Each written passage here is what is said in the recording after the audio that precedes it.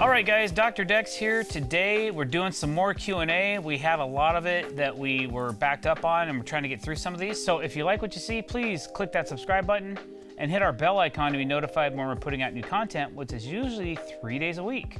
All right, here we go. What are your thoughts on the Tiger Claw nail gun clip fastening system? I like the Tiger Gun clip system. I used to use it quite a bit. But now that the fusion lock is out, and those are removable so you can replace deck boards easier than with a Tiger Claw one, we're primarily using that system. They're both put out by Facia Master, great products, really like it. But using a pneumatic gun with a straight clip that shoots straight down that we can remove, I'm sold on that one. So that's the one we've been going with. What software do you use for invoicing? I use QuickBooks. I don't use it as an accountant does. I just use it for invoicing and for estimates. But what's cool is I can create a PDF and then I can just save it and then email it. So I can email it in the software, and I usually don't do that. I like to email it out of the software so I have a record of how it goes from my computer to my email outbox and then to the client. So, but I do use QuickBooks. How old are you? I am too old. That's all you need to know. How come you don't use the cortex plugs from TimberTech? Really? Do you follow? Okay, so TimberTech and Azek are the same company. TimberTech makes Azek. Azek is their top of the line color brand of product. So to answer your question, we use TimberTech plugs all the time. They're made by a company called Facia Master, and they're marketed and labeled under the Azek or TimberTech name. If we had more TimberTech decks to build, and then I'd probably use the TimberTech Cortex. But I do prefer, in my personal opinion, I do prefer to use PVC over composite decking, and it's a lot easier to Cortex as well. Do you put your joist 12 inches or 16 inches on center? Usually I'm somewhere between 12 and 14 inches on center, depending on engineering. I don't like to go to full 16 because I like to stiffen up the joist. It's not so much about the decking being able to handle the load. It's more about the joists and their span and the tributary load of the span and how much deflection are you gonna get on a particular joist. So I try to never overload my framing. If you get at closer to 12 inches on center, it gets really tough to get your nail guns in the joist bays. So unless I'm specifically doing 12 on center, I like to go around 14 if I can, because I can still get my guns in there. I have this one DeWalt gun with a short head that really fits nicely in between a 14-inch on center, which when you think about it, 14 inches minus an inch and a half is 12 and a half inches. So that gun will fit, I think, pretty good into a 12 and a half inch center gap. So that's why I like to do it that way.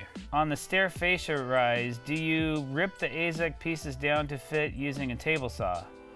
Usually that's how we do it, but lately, because Azek has a multi-width board that is 7 1/4 inches, and most of my rises are between 7 1/4 and 7 1/2. I've been using their multi-width board as the kicker, and I cap off the outside end grain of the stair tread. So I think it's a nice look. And then I'll use it on the sides as well and screw it all together, Cortex that, and then I'll put some more fascia below that, usually a thinner set with some color matching screws. Do I use a Bladder system or waterproof plywood for my deck that is over my patio? I actually prefer the look of a Bladder system with a composite deck or a PVC deck over the top of standard framing versus plywood. I'm not crazy about the look of plywood or Spantex or any kind of elastomeric coating that goes on top of it, or vinyl. It's just not my jam. I don't do that type of work, probably because I don't care for it. So I would definitely go with a Bladder. Have you always been a deck guy? Yes. Are you investing in cryptocurrency, Bitcoin? I am not, but I do know people that have. I know people that got in on Bitcoin when it was $100 a share or a piece or whatever they are. I know people that are investing in cryptocurrencies currently that said, yeah, they're surprised at how well they've done. So maybe I kind of missed out on that boat. I don't think I'm going to invest $14,000 a piece for a Bitcoin. I'm probably going to wait for the apocalypse and catastrophic failure and wait till they get down to 500 a piece again, and then I'll probably invest. I don't know. Somebody prove me wrong. Leave a comment. I don't know. I know I'm going to get some people on there that are really sold on this stuff, so I'm just not 100% on it. Probably because I'm uneducated and I haven't spent the time to learn about it. So You know, that's on me. Is it a bad idea to cut each deck board, then put it in place? I don't have a Trex saw. Well, then you need to get one, because yeah, that's a bad idea. It's not a terrible idea, it's just a time-consuming idea.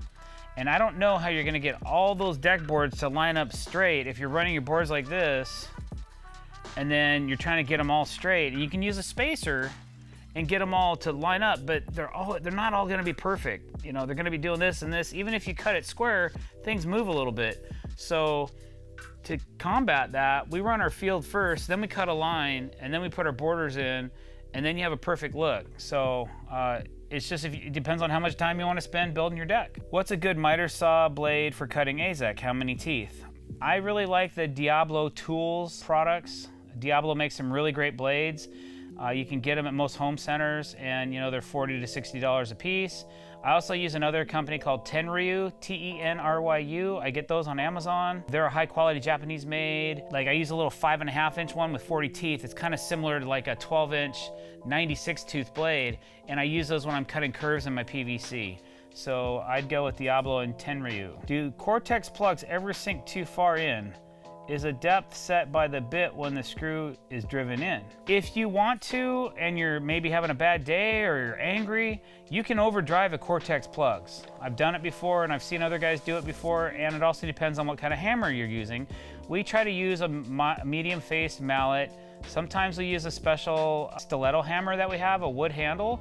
Seems to drive them just about right. Our Martinez hammers seem to put a little bit of a shine on the deck where we hit. So we quit using those, but you can overdrive the plugs if you go to Gunga Din on it, so don't do that. How do you do V-bracing with a bladder system on top and soffit underneath?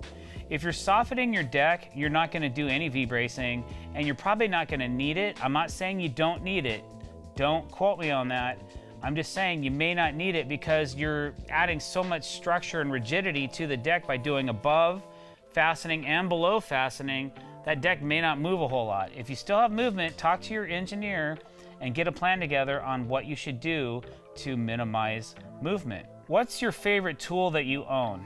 I'd have to say my absolute favorite tool are my HeatCon silicone heating blankets, because they allow me to become so artistic with what I do for a living.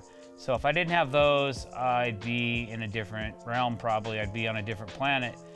But definitely. And then I do love my impact drivers, chop saw. You know, the main tools that you use on the job site are the ones you care for the most, because they're your money makers. You know, I use a 12-inch cordless FlexVolt DeWalt compound slide miter saw that I absolutely think is a great saw. I wish it had a couple more features like a laser. I'd love a digital readout someday, DeWalt, if you're watching this. You know, for what it is, it's pretty heavy duty, and it works in, day out, and we beat the whole living crap out of it. It sits in the weather. It's been a great saw, and we can run all day on 2 batteries, on 2 12-amp-hour batteries, so very grateful for that. We like those Metabo HPT impact drivers. Those are IP56 rated, so they're right in the rain with us too. They just hang out and get soaking wet, and they just keep driving day in and day out. So those are a couple other tools besides the heating blankets that I really like. Do you ever butt join composite or always use breaker boards, and why? It's not very often that we run a random length deck anymore. That's where random length is, where you're butting 2 boards over an 1.5-inch joist, and then you just stagger them all over the place. I used to do that when I was younger. Unless I have a double joist, I'm not into putting 4 screws into an 1.5-inch area. It's just really hard on the frame, and it's not as good for the decking. It's not healthy for the decking. So I try to frame accordingly, where I have intentional breaks in the deck where I can put a pattern or a strip or something like that. That it looks nice for one, and it's better overall health for the frame and the decking. Hey man, love the videos. Do you sell drdecks deck lighting system? I do not sell my own system, but Inlight Design sells a limited edition drdecks light. They're 22 millimeter. They're called a Hive 22 and a Fusion 22 Dark. Hive 22 Dark and Fusion 22 Dark.